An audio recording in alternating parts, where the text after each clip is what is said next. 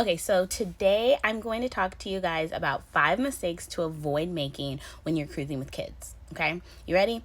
So, the first one is do not make the mistake that your kids are going to be able to carry on their own bag.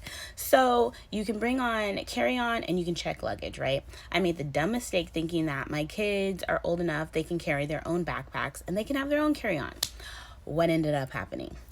I had to carry everything. Well, my husband, but you know what I mean. Between me and him, we were carrying everything, and the rooms aren't ready right away, so we were going from this place to that place carrying all these extra bags. So just don't do it. Kids aren't going to need anything when you get on the cruise, so just check the bag. Like, just check it, just check it, just check it.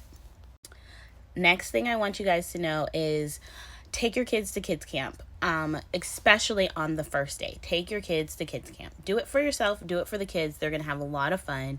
You don't want to miss out on that very first night, because if you miss out on that very first night, that's when all the kids are going and everybody's new and they're doing icebreakers and they're mixing and mingling. So do not make the mistake of missing out on the first session with your kids going to kids camp. Take them, take them, take them. You'll thank me later.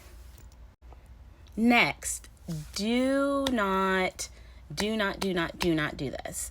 Do not expect to schedule activities back to back with kids, okay? So, when you go on a cruise, there is a whole daily planner of all these events that you can do. And let's say it's like karaoke and it's like name that tune, right? So do not expect that you're going to be able to go to back activities when you have kids. First of all, someone's going to have to go to the bathroom. Someone's not going to be able to keep up or walk up fast enough, and you're going to be late.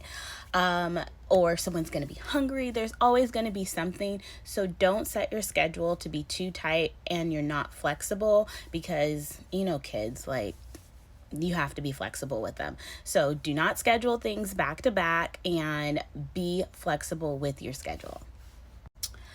Next thing, remember that dinner service is kind of long. So I believe they try to get you in and out in about an hour. Sometimes it's an hour and a half.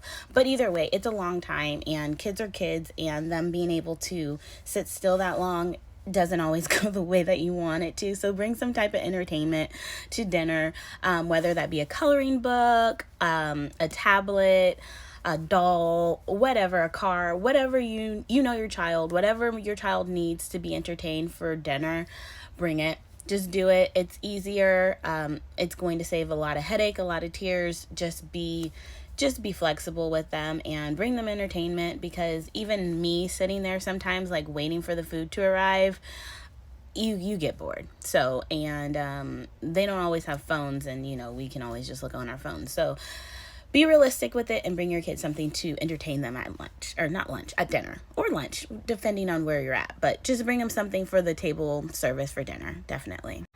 And lastly, this is the mistake for me when you're cruising with kids. Do not, and I repeat, do not schedule specialty dining. First of all, kids are picky eaters. Why spend extra money to take them to this fancy dinner? Like, that makes absolutely no sense to me.